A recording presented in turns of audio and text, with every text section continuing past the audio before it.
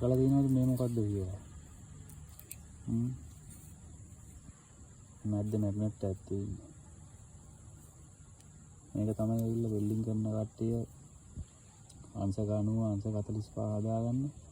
Welding කරනකොට බට හතරස් බට රවුම් බට ඒවා කපලා ඒ ඕන කෝනස් එක හදාගන්නයි තනියෙන් වැඩ කරද්දි යකඩ කෑලි අල්ලගන්න එහෙම අමාරු වෙන තැන්වලදී මේක මැග්නට් කරලා තමයි මේ වෙල්ඩින් වැඩ කරන්නේ. කෝන මැග්නට් කියන්නේ මේකට මේක අංශක 45 90 මේම කොටස් තියෙනවා. මේක සෙට් එකකට කෑලි 5ක් එනවා. ඒ වගේ තව ගොඩක් ඉස්සර ටිකක් තියෙන දේවල් ටිකක් තියෙනවා. එක එක පාර්ට් වලින් ගොඩක් වෙලාවට මේ කරන්නේ අපේ ඔය normal domestic වැඩ කරගන්න short and sweet කරගන්න ටෙක් දේවල් ගොඩක් මම අරන් ඉන්නවා. සබ් එකක් දාලා නැගිලා ඉන්න. thank you.